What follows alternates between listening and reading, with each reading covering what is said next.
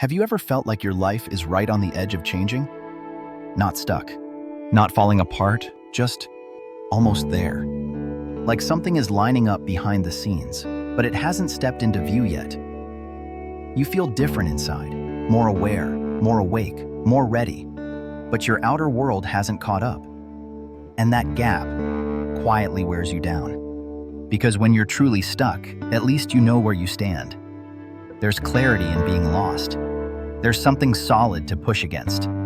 But when you're almost there, you're suspended. You wake up thinking, maybe today. You go to sleep thinking, maybe tomorrow.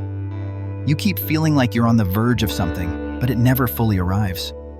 And after a while, you stop feeling hopeful and start feeling confused.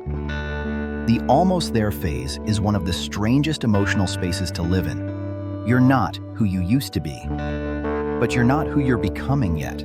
Old habits don't fit anymore. Old reactions feel foreign. Things that once felt normal suddenly feel tight, heavy, outdated. But the new version of your life hasn't fully formed, so everything feels paused, muted, like life is buffering. And that pause can feel heavier than being completely lost. Because you're close enough to taste change, but not close enough to touch it. So you wait. You tell yourself to be patient. You remind yourself that timing matters. You say you're trusting the process, but quietly. Sometimes late at night, sometimes first thing in the morning. You wonder how long this in-between is supposed to last. I lived in this space longer than I want to admit. There was a stretch of my life where I kept telling myself, this feels like the season right before everything changes. I was journaling constantly, reflecting, becoming more aware of my patterns, my triggers, my emotional habits. And it wasn't fake. Something really was shifting inside me. I felt calmer than before, more conscious, less reactive. But days turned into weeks. Weeks turned into months, and nothing landed. I remember one night especially clearly. I was sitting in my car, engine off, phone dark in my hand, just staring at the dashboard. No music, no notifications, just silence. I remember thinking, I've done everything I'm supposed to do. So why do I still feel like I'm waiting for my life to start? That moment stayed with me. Because what made it heavy wasn't the waiting. It was the hope. Hope is exhausting when it keeps whispering soon, without ever explaining why not yet. At first, I thought the answer had to be belief. Maybe I didn't believe hard enough. Maybe I still had blocks. Maybe I needed better affirmations, more discipline, a stronger mindset. So I tried harder. I doubled down on the inner work. I analyzed myself endlessly. I searched for the thing I was missing. But eventually I realized something uncomfortable. Belief wasn't the issue. I believed change was possible. I believed things could work out. What I wasn't prepared for was who I'd have to be if they did. That's when the almost there feeling started to make sense. Here's the hidden reason you feel almost there.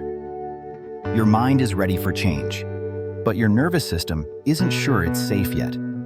We talk endlessly about desire and manifestation. We rarely talk about safety. You can want a new life deeply, while your body is still gripping the old one for stability. And your body always wins. So life doesn't throw you into the deep end. It tests the water. You get previews instead of permanence, moments instead of momentum, possibility instead of arrival.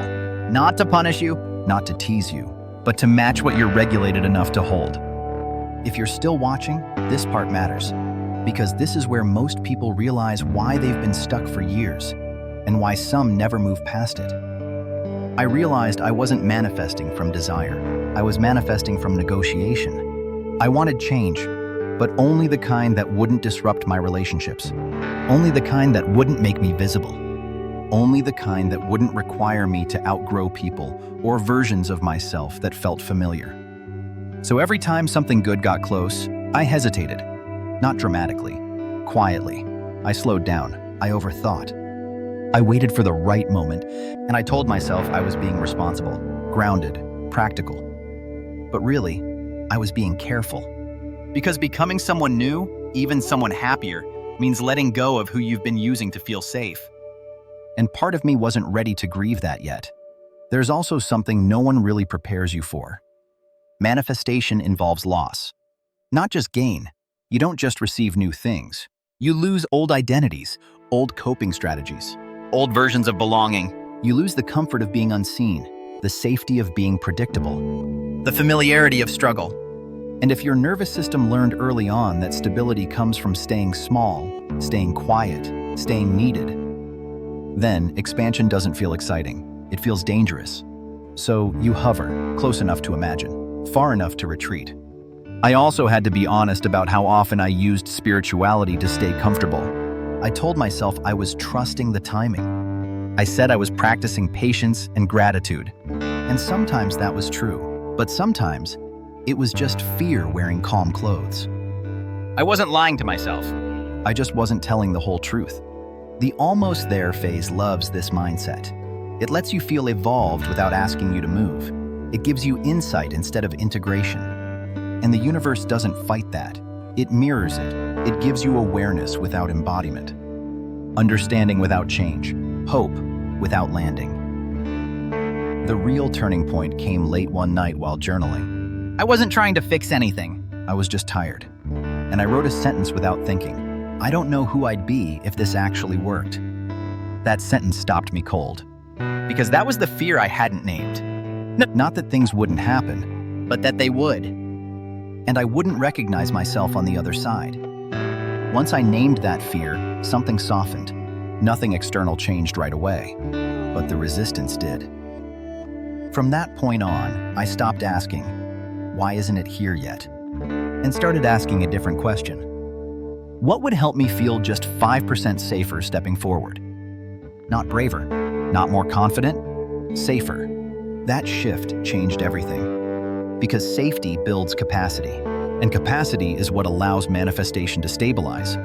That looked small, unglamorous, almost boring. Telling the truth when it would have been easier to stay quiet. Closing loops I'd been avoiding, letting myself want things without minimizing them. And slowly, the hovering stopped. Here's something important most people don't realize.